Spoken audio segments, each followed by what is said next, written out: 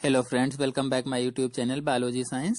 आज हम आप लोगों को क्लास 10th साइंस की बुक से बायोलॉजी के कुछ चुने हुए इम्पोर्टेंट क्वेश्चंस को बताएंगे जो विभिन्न कंपटीशन में पूछे जाते हैं।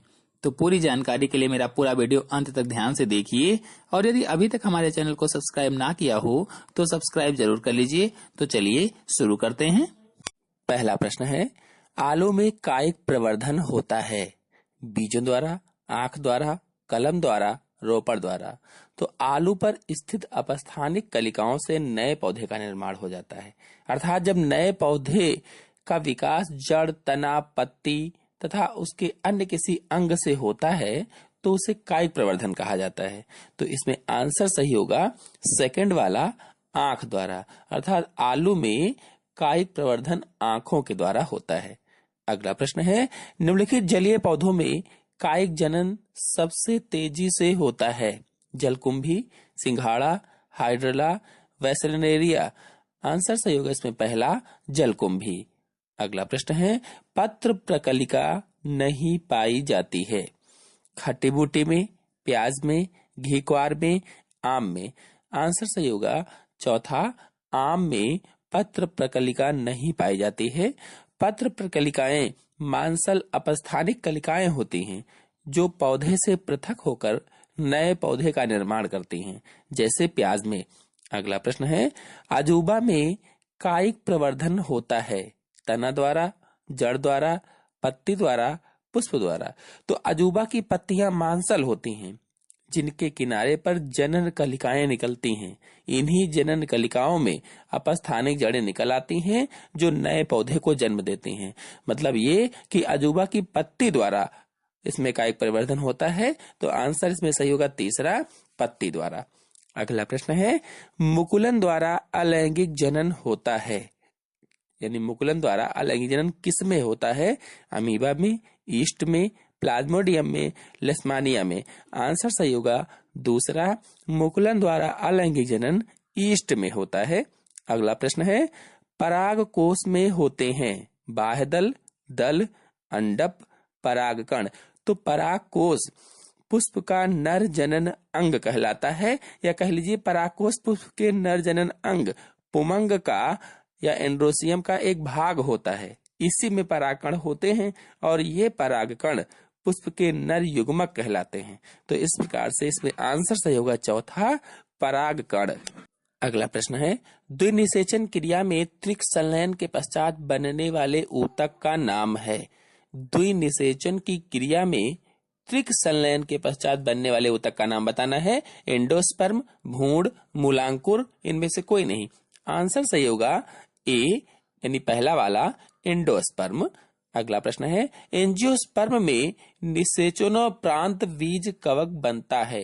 यानी एंजियोस्पर्मिक जो पौधे होते हैं उसमें निषेचन के बाद बीज कवक किससे बनता है? द्वितीय केंद्रक से, अध्यावरण से, अंडाशय भित्ति से, भ्रूण से। आंसर सही होगा इसमें दूसरा, अध्यावरण से बनता है। अगला प्रश्न है, निषेचन के बाद पुष्प का कौन सा भाग फल में बदल जाता है? पुंकेसर, वर्तिका, अंडाशय, बीजांड। तो जब निषेचन होता है, निषेचन के बाद पुष्प का जो अंडाशय होता है वो फल में बदल जाता है। तो इसमें आंसर सही होगा तीसरा, निषेचन के बाद पुष्प का अंडाशय भाग फल में बदल जाता है। अगला है, परागकणों का परागकोश से वर्तिकाग्र तक स्थानांतरण कहलाता है? यानी जो परागकण होते हैं वो परागकोश से निकल करके वर्तिकाग्र तक जाते हैं, तो इस क्रिया को क्या कहा जाता है? परागण, अंडोत्सर्ग, निषेचन, इनमें से कोई नहीं। तो आंसर सही होगा इसमें पहला, इस क्रिया को परागण कहते हैं। अर्थात परागण ही या परागण की क्रिया में ही परागण पुष्प के वर्तिकाग्र पर पहुंचते हैं। अगला प्रश्न है, द्विनिषेचन विशेष लक्षण है जंतुओं का, आवृतबीजी पादप का, अनावृतबीजी पादप का, शैवाल का? तो द्विनिषेचन विशेष लक्षण आवृतबीजी पौधों का है या आवृतबीजी पादप का होता है। अगला प्रश्न है, एक पुष्प के स्त्री केसर के मध्य भाग को क्या कहते हैं?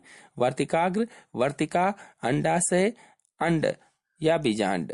तो आंसर इसमें सही होगा दूसरा, एक पुष्प के स्त्री केसर के मध्य भाग को वर्तिका कहेंगे।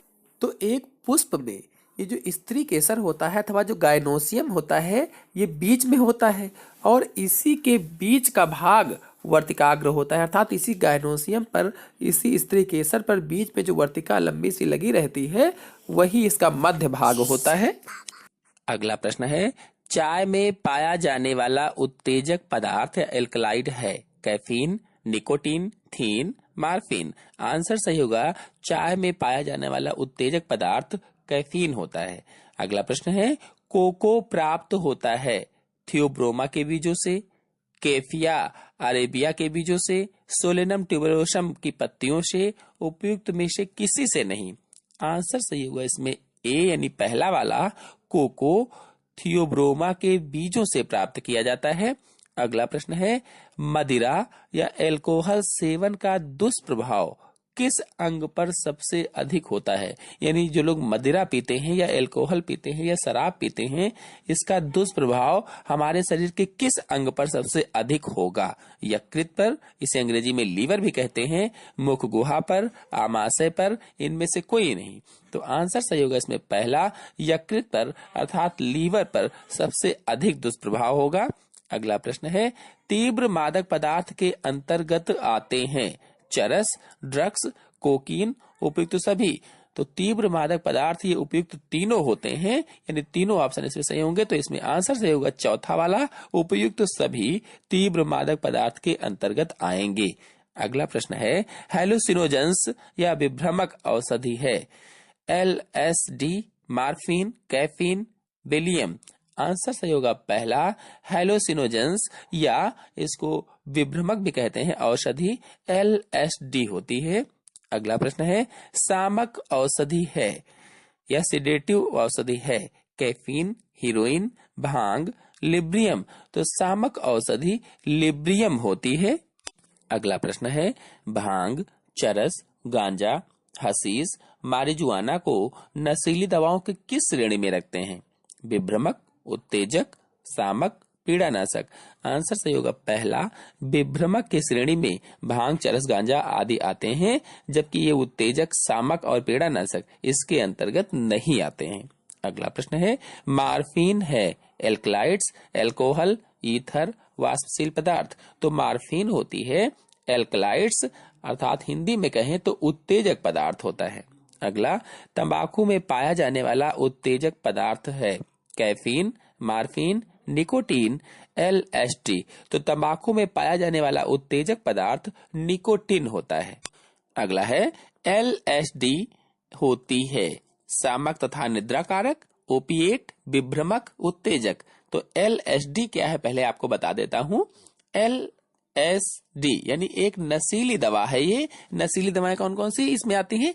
चरस, गांजा, हरीश, ये तीनों को मिला करके एलएसडी बोला जाता है या नशीली दवा बोला जाता है। तो एक नशीली दवा होती है। तीसरा ऑप्शन सही होगा, विभ्रमक सही होगा इसमें। अगला प्रश्न है, कोका कोला है उत्तेजक, विभ्रमक, सामक, मदिरा। तो कोका कोला उत्तेजक होता है, बाकी तीनों ऑप्शन गलत हैं, पहला ऑप्शन सही होगा इसमें।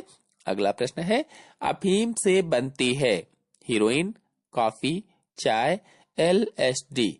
तो अफीम से पहला ऑप्शन सही होगा, हीरोइन बनती है।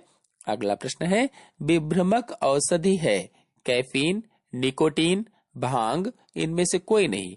ऑप्शन सही होगा तीसरा, विभ्रमक औषधि भांग होती है।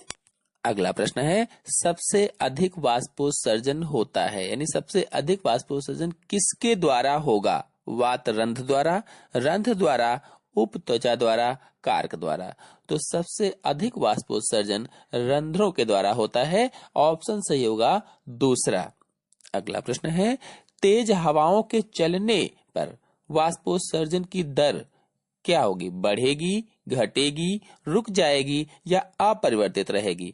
तेज हवाओं के चलने पर वाष्पोत्सर्जन की दर बढ़ जाती है। ऑप्शन सही होगा पहला।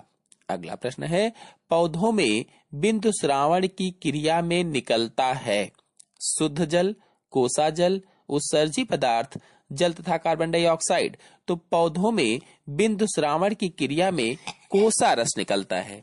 अगला प्रश्न है, रंध्र का संबंध है परासरण से, वृद्धि से, गति से, वाष्पोत्सर्जन से। तो रंध्र का संबंध वाष्पोत्सर्जन से होता है। अगला है रंध्रों में द्वार कोशिकाएं होती हैं। 5, 4, 3, 2। रंध्रों में 2 द्वार कोशिकाएं पाई जाती हैं। तो आशा है मेरे द्वारा बताए गए सभी प्रश्न और उनके उत्तर आपको अच्छी तरह से समझ में आ गए होंगे। तो आज के अंक में इतना ही। अगले अंक की जानकारी के लिए मेरे चैनल को सब्सक्राइब कर लीजिए और साथ में बेल आइकन को भी प्रेस कर लीजिए, ताकि अगले आने वाले वीडियो की नोटिफिकेशन भी, उसकी जानकारी भी आपको सबसे पहले प्राप्त हो जाए। धन्यवाद।